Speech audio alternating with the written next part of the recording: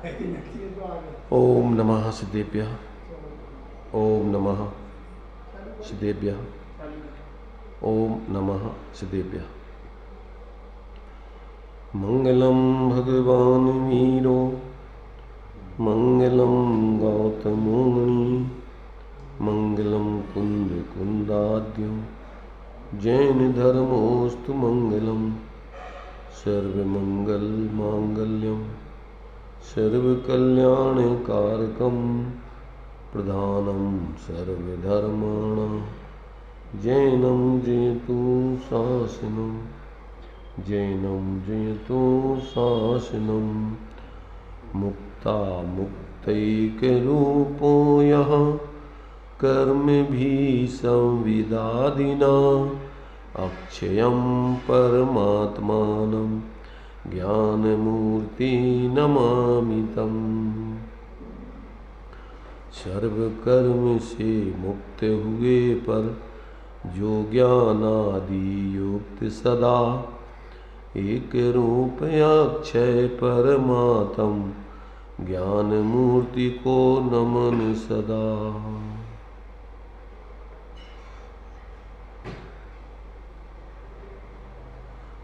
चर्चा अपनी स्वरूप संबोधन स्तोत्र के माध्यम से चल रही है।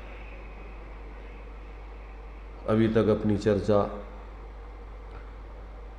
14 नंबर तक के श्लोकों की हो चुकी है, जिसमें मोक्ष का वास्तविक उपाय, मूल उपाय अर्थात रत्नत्रय के स्वरूप के बारे में अपन ने अनेक दृष्टिकोणों से विचार किया।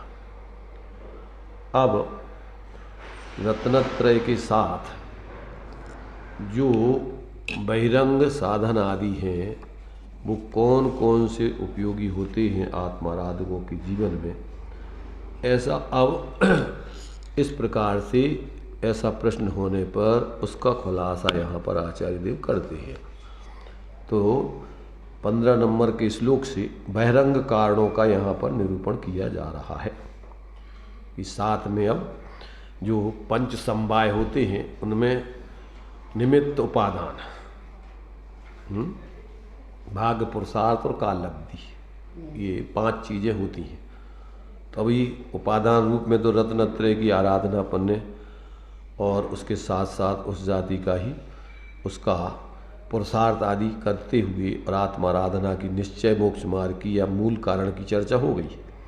अब बहिरंग कारणों में क्या क्या होना चाहिए, क्या क्या होती हैं, कैसी कैसी व्यवस्थाएं आत्माराधकों के जीवन में चलती हैं, अब उसके बारे में भी थोड़ा खुलासा चलता है। क्या 46 वो तो छोड़ ही दिया था, वो हमें योग्य नहीं लगा था, हमने संक्षेप में बता दिया था कि सामान्य रूप से श्रावकों के लिए मैंने बाहर में रात्रि भोजन त्याग और व्यसन आदि का त्याग उसके जीवन में ये व्यवहार में जैनों के होने चाहिए, और अभक्ष आदि का त्याग ये सब जीवन में होना चाहिए, वो सब बता दिया था।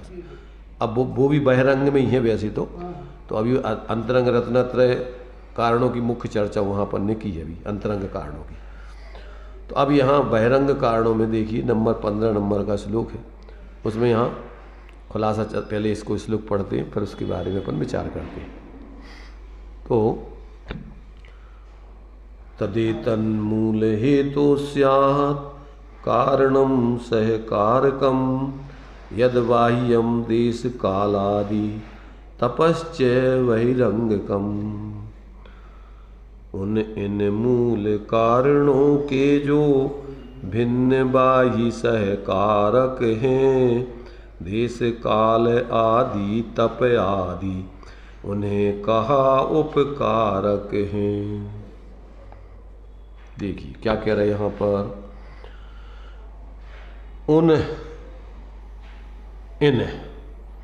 और इन, उन माने जो अभी अपन ने पहले रत्नत्रय रूप मूल कारण बतलाए हैं, उन और अभी जो अब बताएंगे ऐसे इन दोनों के मिला करके, तो उन इन मूल यानी अंतरंग कारणों के जो बाह्य देश काल आदि और तपस्रण आदि सहकारी कारण हैं, वे बहिरंग कारक कहलाते हैं, ऐसा जानना चाहिए। क्या? जैसे अपन पढ़ते हैं, बोलते हैं कि मुनिराजों के पिच्ची कमंडल आदि ये क्या है? उपकरण कहलाती है। उपकरण मतलब क्या? उनकी आत्माराधना में उपकारक हैं, सहचरभूत। पिच्छी संयम का हेतु, जीवों की रक्षा के लिए, चीज़ें उठाने, रखने, पढ़ने आदि में, शरीर को बिठाने में आदि में उसका परिमार्जन करके जिससे अन्य जीवों की हिंसा आदि ना हो। और कमंडलू बाह्य शुद्धि आदि का कारण, शौच आदि जाते हैं, लघु शंक आदि जाते हैं, तो उससे शुद्धि करके और अपनी रत्नत्रय की आराधना में, बाहर में देव सास गुरु आदि की विनय आदि करने में वो बहिरंग सहकारी कारण जानना। तो अभी ये तो सामान्य से बताया, आगे उसका विशेष खुलासा कौन कौन से मैंने यहाँ पर कहते हैं। टीकार्थ मूल हेतु रत्नत्रय रूप मुख्य कारण का यत एतद जो यह देश कालादि कर्म के क्षय होने में अनुकूल निमित्त भूत होते हैं, ऐसा द्रव्य क्षेत्र काल आदि। तो द्रव्य में अपने लिए अपना सहनन, शरीर आदि का उत्तम सहनन आदि चाहिए। अनुकूल बाही में और भी अपने लिए सहकारी ऐसे पदार्थ चाहिए आत्माराधना के। और ऐसा स्थान जहाँ पर अपन आत्माराधना कर सकते हैं, तो आर्य क्षेत्र आदि हो, जहाँ पर धर्म आराधना आदि हो सकती है। और काल में भी भरत, ऐरावत आदि क्षेत्रों में चौथे काल में ही विशेष रूप से मोक्ष मार्ग की आराधना उत्कृष्ट रूप से होती है। ऐसा वो काल आदि भी चाहिए।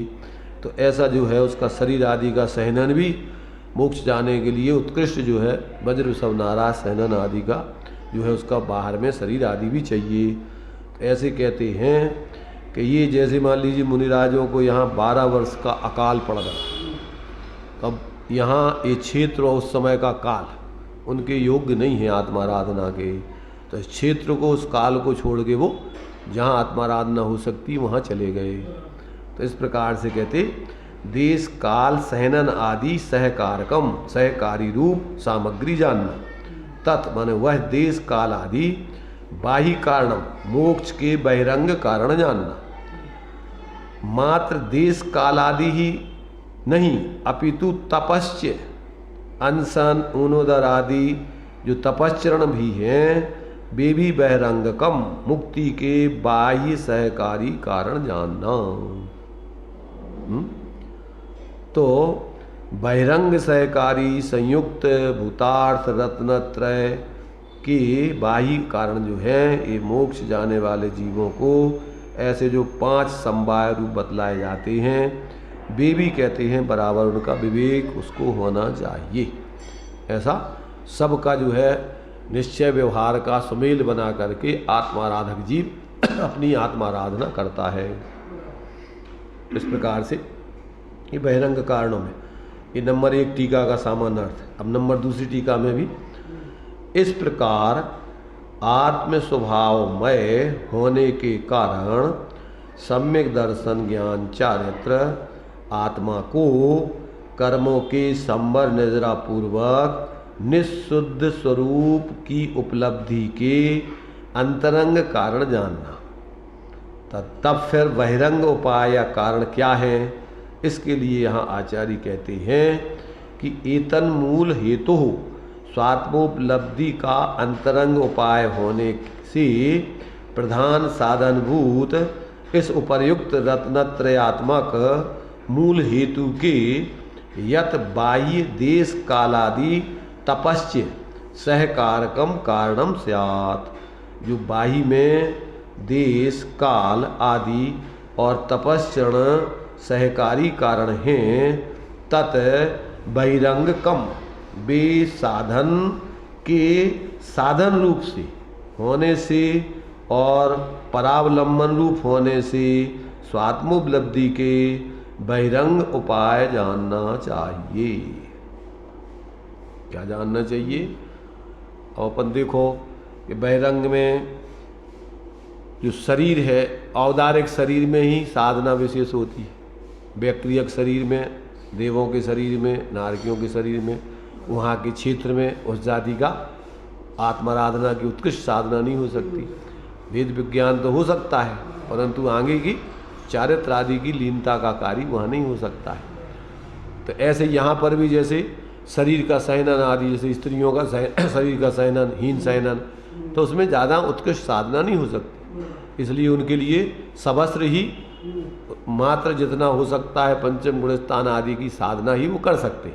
उपचार से महावृत्ति अर्थात वे जो तुम्हारे से ये सोचो आर्जिका माता है, तो वो उपचार से उनको महावृत्ति के मैंने आरोपण किया है। उपचार से इसलिए कि वो जितना त्याग हो सकता था उस पद में उनने वो पूरा कर लिया, इसलिए उनके लिए श्रेष्ठ वो उनकी पर्याय का श्रेष्ठ पद है, उससे ऊंचे वो पद नहीं ले सकती। गुणस्थान तो उनका पंचम ही होगा। और श्रावक की भूमिका में जितनी साधना हो सकती है पंचम गुणस्थान आदि की उतनी करना है, और त्रियंच गति में जितनी साधना हो सकती है उतनी करना है। तो ये सारी चीज़ें अपने लिए बहिरंग में भी ये निमित्त नैमित्तिक संबंध परिणामों का और बाहर के द्रव्य क्षेत्र काल आदि का ऐसा सहज ही निमित्त नैमित्तिक संबंध जानना चाहिए। उनका पंचम गुणस्थान तक बताया है। त्रियंच पाँचवें गुणस्थान तक की साधना करते हैं, और देवनार की चौथे गुणस्थान तक की कर सकते। मनुष्य में जो म्लेच्छ खंड के जीव हैं अथवा भोग भूमि के जीव हैं, वे भोग भूमि के जीव चौथे गुणस्थान तक में ही रह सकते, उससे आगे की साधना नहीं कर सकते। कर्म भूमि के मनुष्य और कर्म भूमि में भी चतुर्थ काल आदि में ही उत्कृष्ट मोक्ष जाने की उत्कृष्ट आराधना कर सकते हैं, और दूसरे काल आदि में नहीं कर सकते। यहाँ भरत क्षेत्र में, अन्य वहाँ जो विदेश क्षेत्र आदि हैं वहाँ चौथा ही काल हमेशा चलता है, और वहाँ वज्र सब नाराज आदि सहनन जिनके है, तो वे उत्कृष्ट साधना करके उसी प्रयास से मोक्ष जा सकते हैं। पंचम काल में सातवें गुणस्थान तक रह सकते। हाँ, स्वस्थान अप्रमत्त भरत एरावत क्षेत्रों की अभी पंचम काल में जो यहाँ व्यवस्था है, ज़्यादा है ज़्यादा स्वस्थान अप्रमत्त, साथ ही साथ अप्रमत्त जो श्रेणी चढ़ते हैं जीव उनके होती है। तो अभी श्रेणी चढ़ने वाला गुणस्थान कोई भी नहीं हो सकता। तो इस प्रकार से यहाँ अपने लिए ये कह रहे कि इन बहिरंग कारणों का भी विवेक रखना चाहिए। इसलिए अपन बोलते हैं कि जो धर्म के मार्ग में आता है उसको द्रव्य क्षेत्र काल भाव आदि का विवेक होना चाहिए। हमारा शरीर आदि का सहनन कैसा है, यहाँ किस प्रकार का क्षेत्र है, किस प्रकार के सहकारी बाह्य निमित्त आदि हैं, इस यहाँ क्या हमारी आत्माराधना कितनी हो सकती है।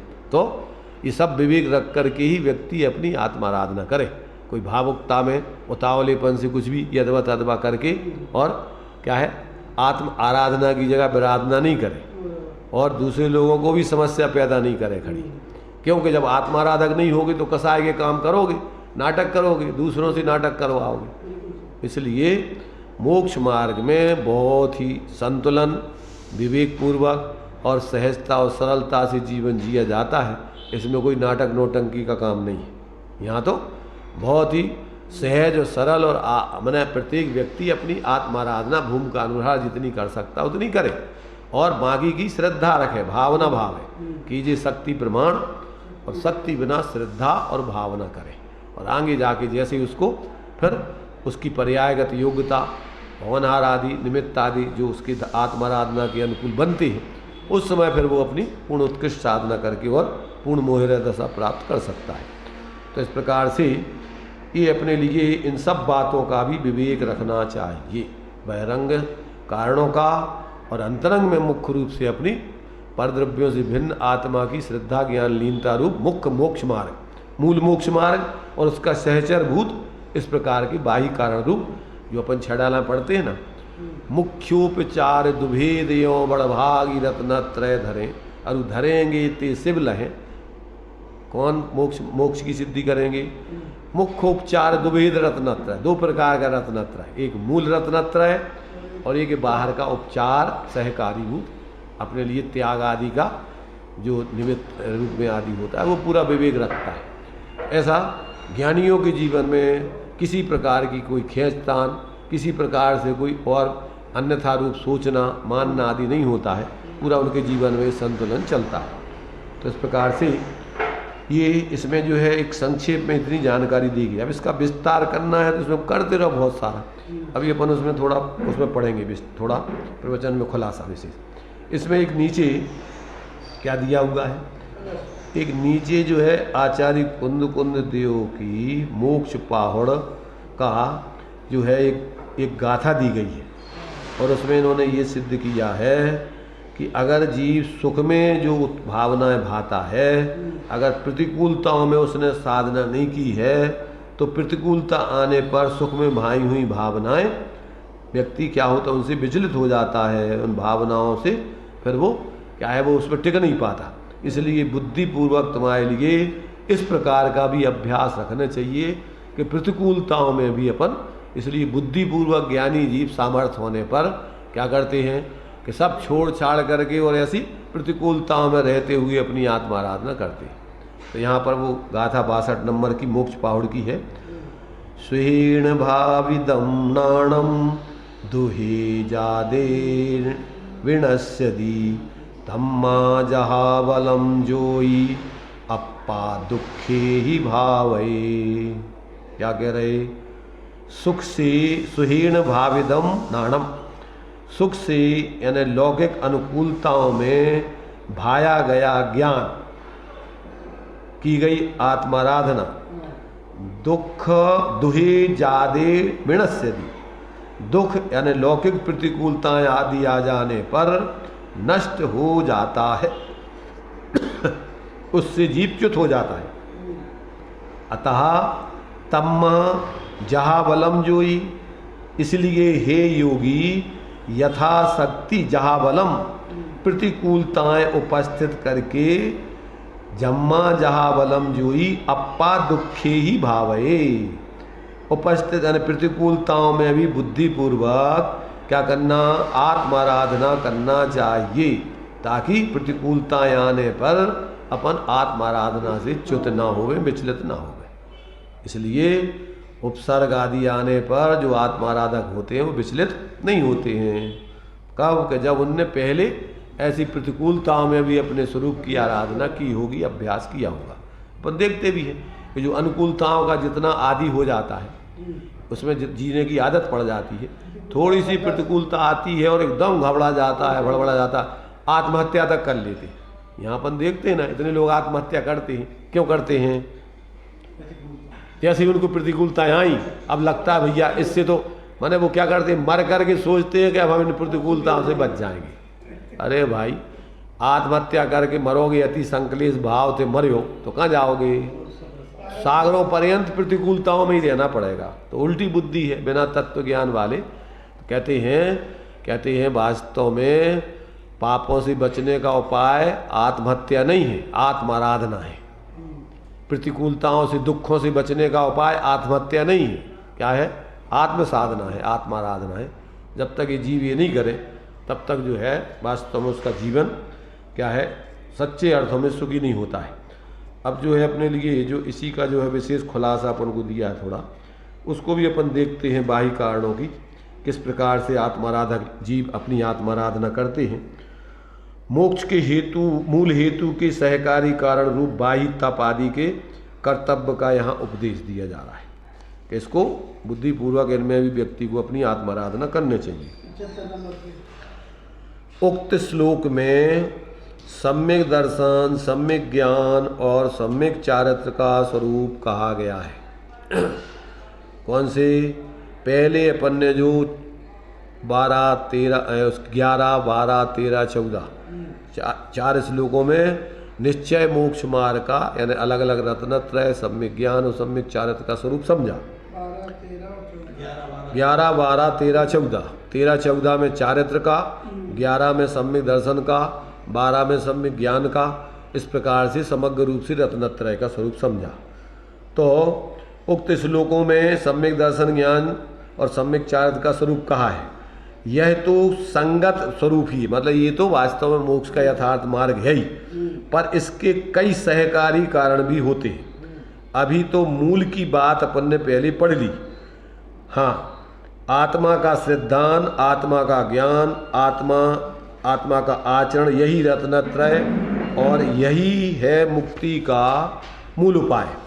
किंतु अब कहते हैं गृहस्थ आदि के लिए, मतलब ये सामान्य रूप से हो गया। अब तो गृहस्थ हो चाहे मुनिराज, उनके लिए सहकारी कारण के रूप में क्या है, तो कहते हैं निचली भूमिका में अब जब तक वो पूर्ण उत्कृष्ट स्वरूप आराधना करके मोहरत दशा नहीं हुई, तब तक गृहस्थ क्या करें और मुनिराज भी क्या करें निचली भूमिका में।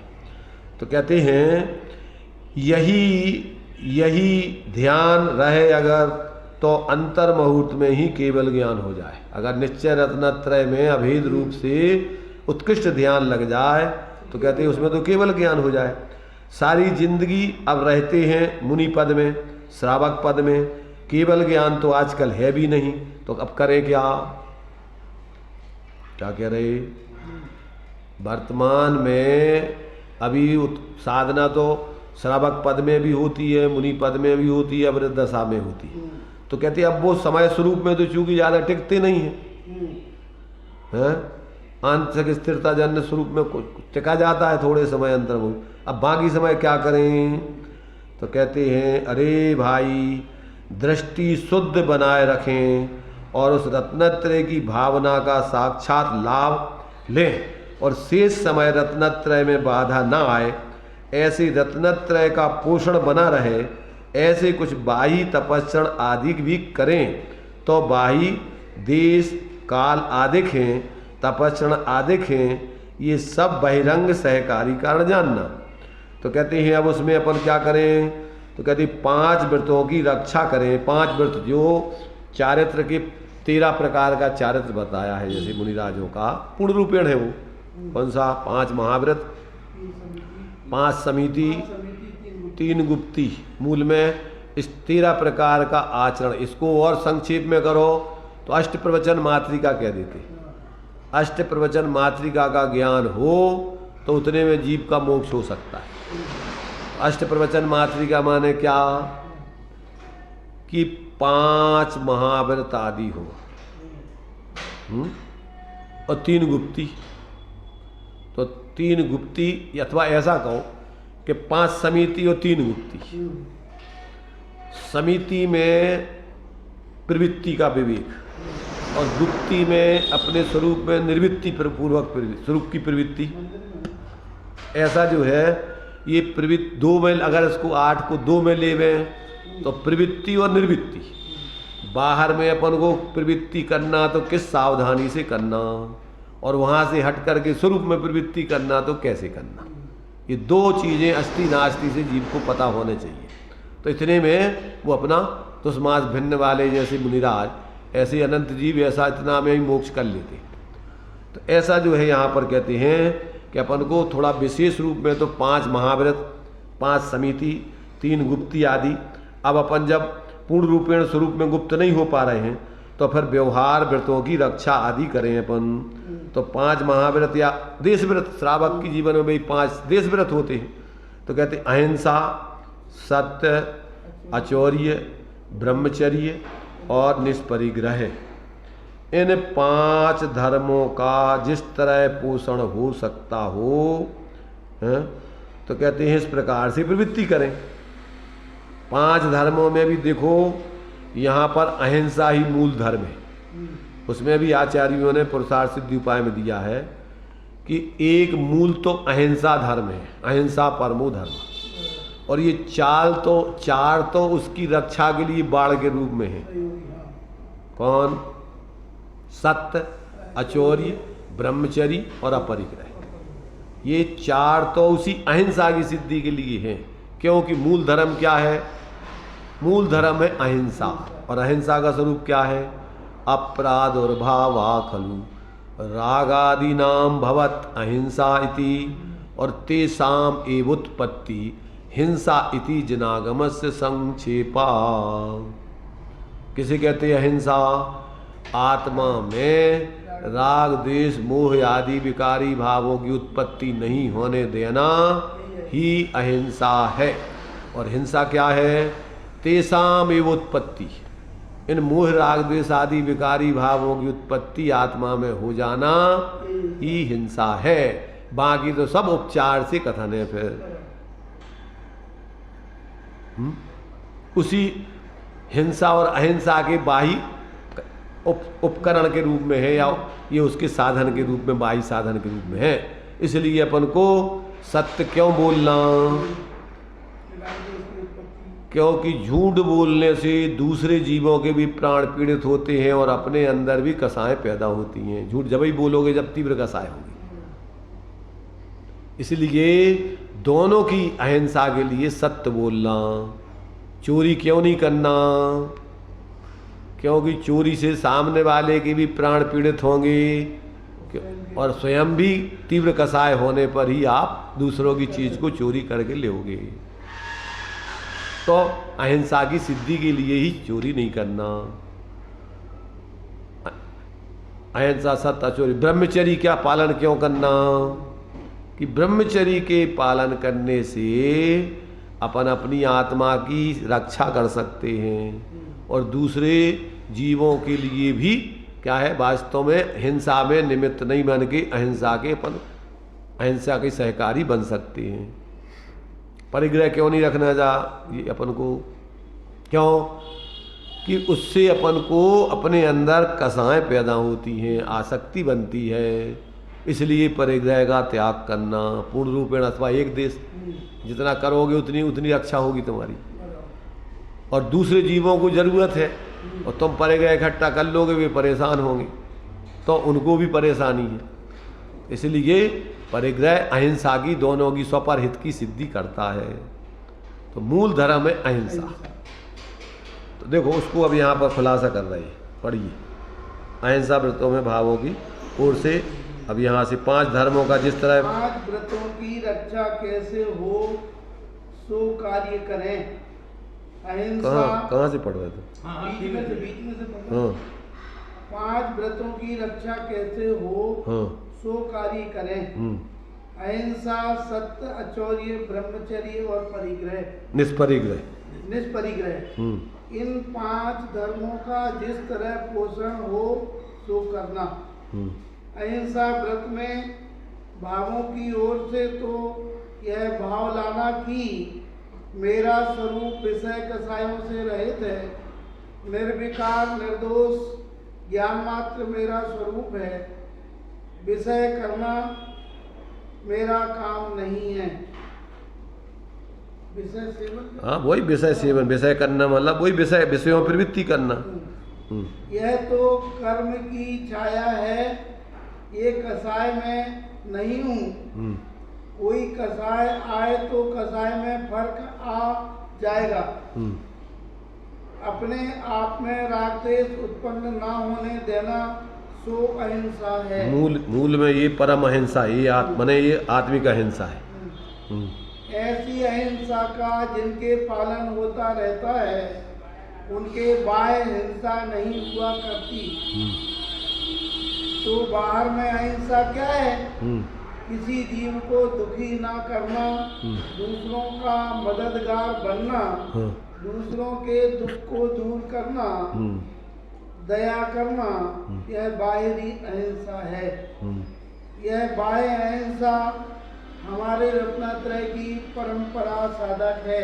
हाँ, माने इसमें अस्ति नास्ति से दूसरों को दुख नहीं पहुंचाना, ऐसे कोई भी अपन मन वचन काया से कोई प्रवृत्ति नहीं करें है? जिससे दूसरे दुखी हो गए, ऐसी कोई प्रवृत्ति नहीं करें। तो वो विवेक रखना अपने लिए। तो ये बाहर में अपने लिए माने हिंसा से बचना, जैसे हो तैसे अपने लिए बाहर में अन्य जीवों की हमारे निमित्त से किसी प्रकार कोई परेशानी ना हो, इस प्रकार से बचना, ये व्यवहार अहिंसा है। परमार्थ से अपनी आत्मा में मोह राग द्वेष आदि के भाव पैदा नहीं हो, अपन अपने ज्ञानानंद स्वरूप आत्मा की आराधना करते रहे, उस रूप परिणमन करते रहे, वो मूल में अहिंसा है। सत्य व्रत, सच बोलना। सच क्या कहलाता है? जिसमें दूसरे का हित हो, दूसरे को प्रिय लगे हैं? ऐसी हाँ दूसरे को प्रिय लगे ऐसी परमित वाणी बोलने का नाम है सत्यव्रत। अपन बोलते ना सत्यव्रत का क्या बोलते हैं? हाँ, सत्यव्रत में बोलते अपन हित मित प्रिय वचन बोलना। हित हित मित प्रिय अपन पढ़ते ना, जग सुहित कर सब अहित हर श्रुति सुखद सब संशय हरे भ्रम रोग हर जिनके वचन मुख चंद्र ते अमृत झरे। ऐसे वचन बोलना कि जिससे अमृत वस्तु तत्व के विपरीत नहीं हो, दूसरों की हिंसा आदि नहीं हो, किसी प्रकार से पाप आदि का पोषण नहीं हो, अज्ञान का पोषण नहीं हो, ऐसे वचन बोलना। तो ये सत्य वचन है व्यवहार में। और परमार्थ से तो सत्स्वरूप आत्मा की अंदर में आराधना करना, वही सत्य है। क्या है? आत्मा की साधना करना, वही है आत्मदेव। जो वचन अहित करें और अप्रिय लगें और दुनिया को कुपथ में ले जाएं, ऐसा कुछ बोलने का नाम सत्य नहीं। और भीतर में उस सत्य आत्मा के स्वरूप को निरखते रहें, बस यह है सत्यव्रत। निश्चय व्यवहार दोनों प्रकार से सत्यव्रत। अंदर में अपने सत्स्वरूप आत्मा की आराधना करते रहें, उसको ही अपना स्वरूप जाने माने, इसके अलावा एक परमाणु मात्र कुछ नहीं है। और बाहर में व्यवहार में जो लोक में सत्य कहा जाता है, लोक विरुद्ध, धर्म विरुद्ध, राज विरुद्ध कोई बातें नहीं बोलना, वस्तु स्वरूप के विपरीत कोई बात नहीं बोलना, उसको अपनाएं। अचौरी व्रत। भाव में यह बात समानी चाहिए कि मेरे आत्मा का स्वरूप ही सब कुछ है। मेरे आत्मा का मेरा स्वरूप ही सब कुछ है मेरे लिए। इससे बाहर कुछ भी नहीं है। पर को पर जाने, पर को अपनाने का भाव ना लाए, तो यह है आध्यात्मिक अचौरी। और आध्यात्मिक अचौरी माने क्या? अपने आत्मा को छोड़ के एक परमाणु मात्र भी मेरा नहीं है, और पर को अपनाने का भाव, यही चोरी है, पराई सोच। तुम्हारे से बनारसी दास जी ने सत्य व्यसन दिए, भाव व्यसन, तो उसमें क्या है? पर को अपनाने का भाव, तो वही चोरी है तुम्हारी। तो मूल में तो तुम्हारी आत्मा को छोड़ के, अपने स्वद्रव्य को छोड़ के एक परमाणु में अहम एक को खलु शुद्धो दंसन नाण मयो सदारु भी ना भी अथ मध्य किंची भी अन्नम परमाणु मित्तम पी। अथवा अपन को परिग्रह 24 भेद त्याग करें मुनिराज जी, तृष्णा भाव छेद घटती जान घटाइए। तो अपने लिए 24 प्रकार का परिग्रह अपना स्वरूप नहीं है, इसको अपना मानना, यही तुम्हारा क्या है? चोरी है। जो अपना स्वरूप नहीं, अपना नहीं है, उसको अपनाना, वही चोरी है। तो ये सभी प्रकार से अपन को ऐसे अपने स्वरूप को छोड़ के बाकी अपना कुछ नहीं जानना, और उसको ग्रहण करने का भाव भी नहीं करना, एकमात्र अपने स्वरूप को ही अपना स्वरूप जान मानकर उसकी आराधना करना। परमार्थ से तो ये अचौरी व्रत है। अब आगे क्या दिया देखिए। बाही में अचौरी क्या है? कि जिसका जो धन है अथवा जो संपत्ति आदि है उसे ना हड़पना, सो अचौरी है। भाव से ये हो गया अचौरी, माने अपन को अपने भावों में, लोक में, जो बाहर में, जो व्यवहार से, जिनको कर्म के उदय से जो संयोग आदि मिलते हैं, व्यवहार में जिस पे जिसका जो अधिकार है, उसको अपना नहीं, उसको नहीं ग्रहण करना। तो ये व्यवहार में अचौरी व्रत है। अपन लोगों में बोलते, बच्चों को पढ़ाते हैं 5 अणु व्रत, 5 अणु में क्या? किसी की रखी हुई, भूली हुई, रखी माने पड़ी हुई चीज उठा लेना, किसी को दे देना, यही चोरी है तुम्हारी। तो ये सब चीज़ें अपन को बराबर निश्चय व्यवहार का सुमेल बना के चलना चाहिए। परमार्थ से जब अपना एक परमाणु मात्र नहीं है, तो व्यवहार में जो यथायुग जीने के लिए अपन ने व्यवस्था बनाई है लोक में, उसमें जो जो जिनकी स्वामित्वपना व्यवहार से है, बाहर के संयोग चेतन अचेतन जो 2 प्रकार के परिग्रह है, 10 प्रकार का बहिरंग परिग्रह है, क्षेत्र वास्तु हिरण्य स्वर्ण धन दान दासी दास कुप भाण, ये सब जो व्यवहार में जिनका अधिकार है, उस पर किसी प्रकार से अपना कब्जा नहीं जमाना, उसको ग्रहण करने का भाव नहीं रखना। दुकान में भी अपन रहते हैं तो ये सब असली में नकली मिला के देना, ये भी चोरी है सूक्ष्म। और झूठ बोलने उसके लिए जो माल जैसा नहीं वैसा बोलना, ये सब तुम्हारा क्या है, ये सब तुम्हारे बिल्कुल असत्य और चोरी के भाव चल रहे हैं, दूसरे को लूटने का भाव। दूसरे की चीज़ को अपन बताए नहीं, भूल गया हो कुछ भी हो तो वो सब अंदर में तुम्हारे सब चोरी के अंतर्गत आते। इन सब बातों को बराबर विवेक रख करके अपन जिए तो अपने जीवन में ना तो खुद दुखी होंगे ना अन्य जीवों को दुखी होने में कारण बनेगा। ब्रह्मचर्य भाव से ब्रह्मचर्य क्या है कि बाह्य यानी आत्मा का शुद्ध निर्विकार स्वरूप रमण, उसमें रमण करे सो ब्रह्मचर्य है। और बाह्य ब्रह्मचर्य है पर स्त्री वेश्या आदि पर कुदृष्टि ना रखना। हाँ देखो क्या है,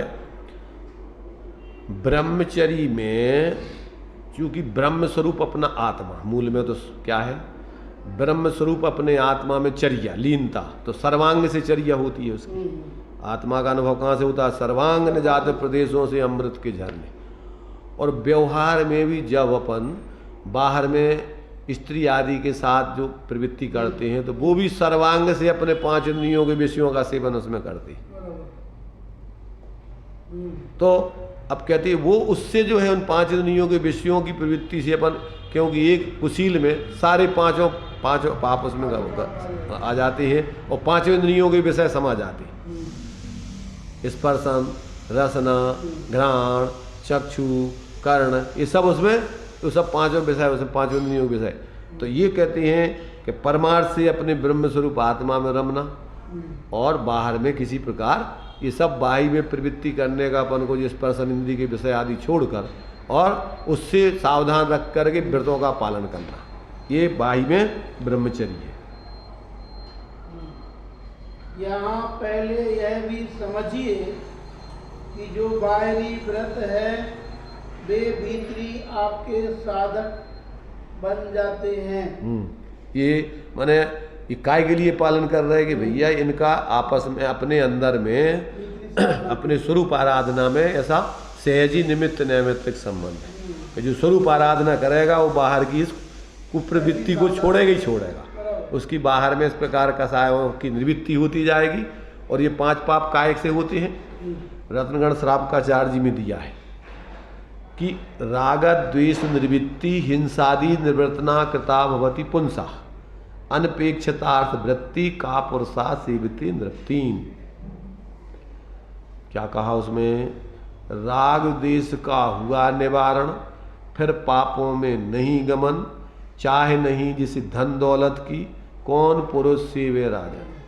5 पापों में प्रवृत्ति कौन करता है कि जिसके अंतरंग में कसाएं होती है। जिसकी कसाएं नहीं है तो पापों में प्रवृत्ति करे कैसे, क्यों कि पापों में प्रवृत्ति करना तो नैमित्तिक है और मूल तो उसका कारण है कसाय अंदर पैदा होना। हिंसा, झूठ, चोरी, कुशील, जब अंदर में उस ज्यादा कसाय होगी तो बाह्य प्रवृत्ति करोगे। तो इसलिए अगर अंदर से जो अपने स्वरूप की आराधना करता है उसके बाह्य पाप तो होते ही नहीं। और कदाचित कोई बाह्य पाप त्याग दे और अंतरंग में स्वरूप की प्रवृत्ति ना हो, वो तो हो सकता है, परंतु अंतरंग में कसाय ना हो और बाहर प्रवृत्ति होती रहे पापों की, ऐसा नहीं होता। इसलिए जीव ने अनंत बार बाहर में व्रत आदि का पालन तो किया पर अंदर में परमार्थ स्वरूप से नहीं जुड़ा। इसलिए वो सारे के सारे बाह्य व्रत मात्र पुण्य के हेतु बन पाए, आत्म कल्याण का कारण। मंद कसाय रही उसमें, क्योंकि ये व्रतों का पालन होता है मंद कसाय में। तीव्र कसाई व्यक्ति इन 5 अव्रतों में प्रवृत्ति करता है। हिंसा करता है, झूठ बोलता है, चोरी करता है, कुशील सेवन करता है और बाहर में अनाप शनाप परिग्रह संग्रह करता है। जिसके अंदर में तत्व ज्ञान हो, कसाएं अब उसकी उस जाति की हो नहीं, तो उसके जीवन में अनर्गल परिवर्तन नहीं पाया जा सकता है। ऐसा इसके साथ कहते हैं वो निमित्त नैमित्तिक संबंध अंतरंग का और बहिरंग का जानना चाहिए। अब निष्परिग्रह का क्या अर्थ है? निष्परिग्रह का क्या अर्थ है? अपने को अकिंचन अनुभव करना। जो अपन 10 धर्म पढ़ते ना उसमें 2 धर्म तो मूल है। आकिंचन्य ब्रह्मचर्य धर्म 10 सार हैं। चहुगति दुखते काड़ मुकति करता रहे।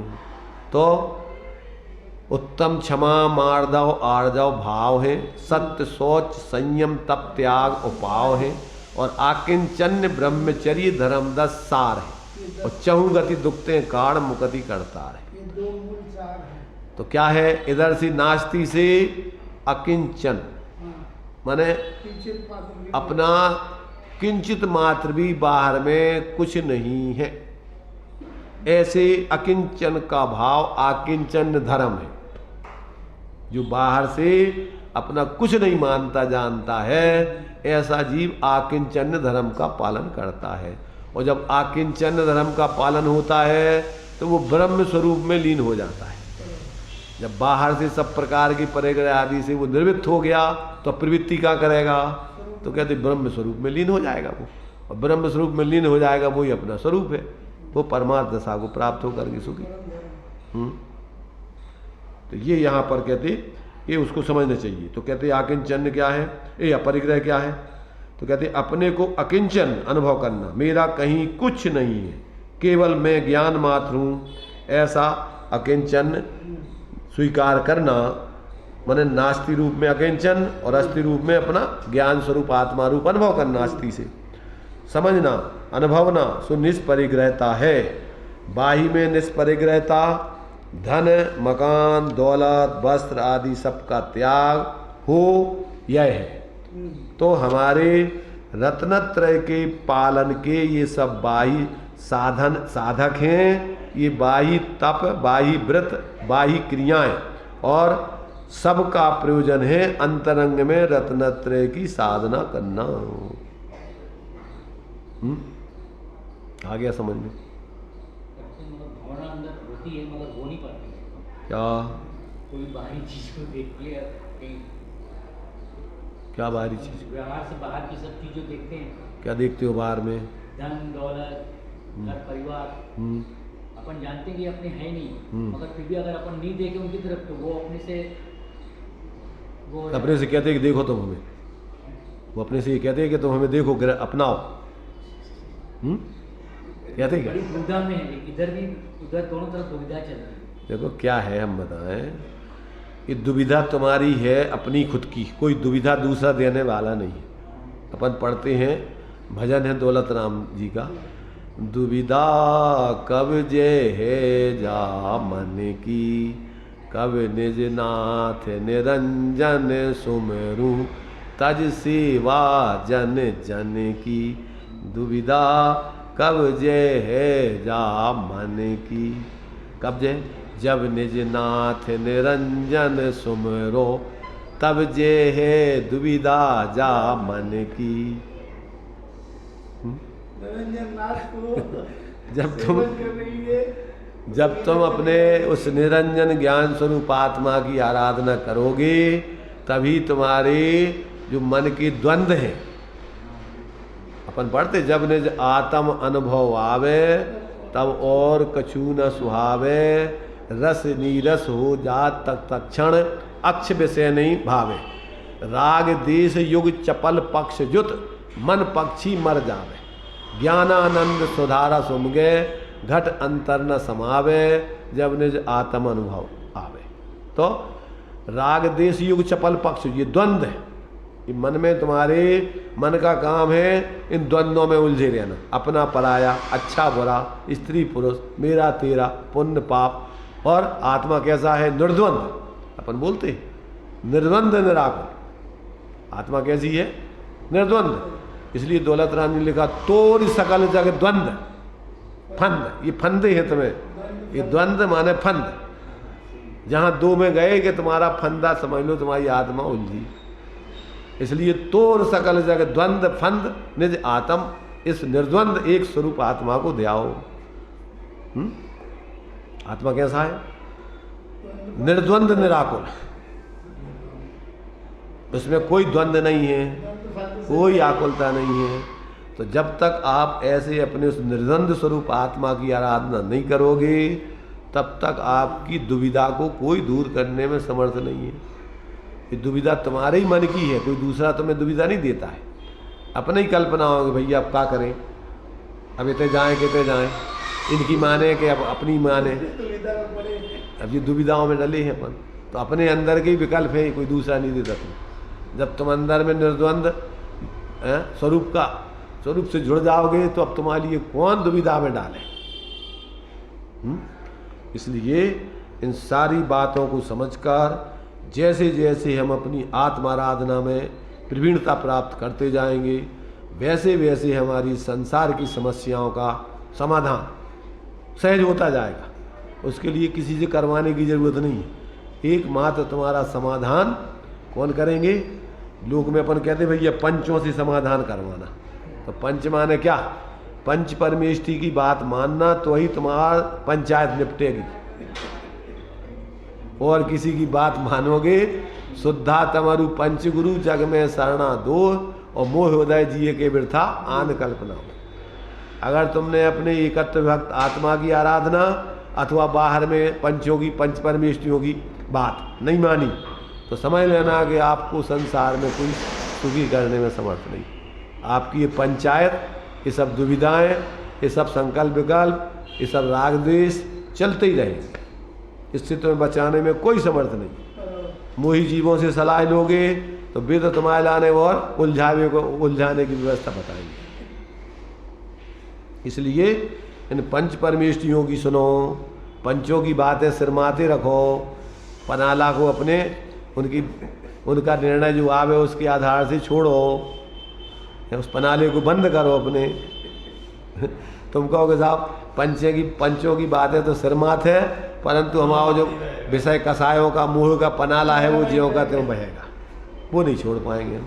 तो फिर तुमने पंचों की बातें सिरमाथे रखी कि तुमने उनका भी ना अपमान किया। और उनका क्या अपमान किया? तुमने अपनी समस्याओं में उलझते रहोगे, लड़ते झगड़ते रहोगे। दुविधा रहित नहीं हो पाएंगे।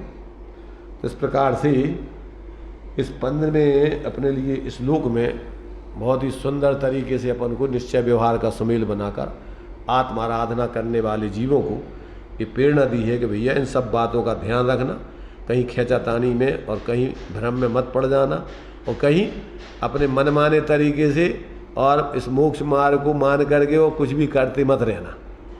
जो भी मोक्ष मार्ग है वो अनादिकाल से अनंत काल तक एक ही था, एक ही है, एक ही रहेगा सबके लिए। कोई ना इसमें जाति है, ना पाति है, ना देश है, ना काल है। सभी कालों में, सभी लोगों के लिए, सभी क्षेत्रों में एक मत से एक ही मोक्ष मार्ग था, है, रहेगा।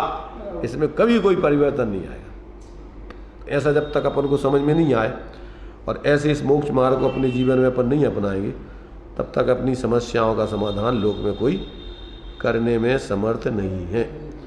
अब आगे जो है इसमें अपने लिए बहुत ही सुंदर तरीके से और भी जो है विषय क्रम से आत्महित के जो अनुरूप और अनुकूल हैं, उन सारी बातों को आचार्य देव ने स्वयं अपने अनुभव से और परंपरा से चले आए भगवान जिनेंद्र के उपदेश आदि से बराबर प्रैक्टिकल करते हुए और भगवान जिनेंद्र के उस आगम को ही अपने जीवन में आत्मसात करते हुए सामान्य जीवों के लिए बहुत सुंदर तरीके से यहाँ पर खुलासा किया है। तो आगे जो है अब जो 16वीं गाथा चलेगी।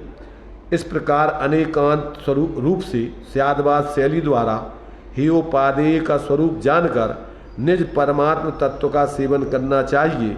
अब आगे क्रमशः ऐसा निरूपण करेंगे। काय का निरूपण करेंगे? अनेकांत रूप से स्यादवाद शैली द्वारा हेयोपादेय का स्वरूप जानकर, हेयो से निर्वृत्ति करते हुए उपादेय में प्रवृत्ति करते हुए ऐसी निज परमात्म तत्व का सेवन करना चाहिए, ऐसा यहाँ क्रम से निरूपण करते हैं। हो गया अभी टाइम आपका, क्या कुछ रह गया?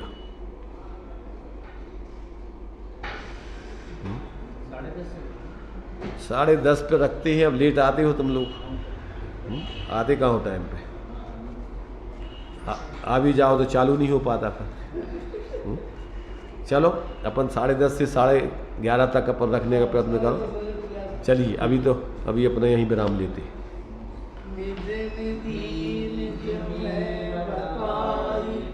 अनंत अनंत उपकार सुखी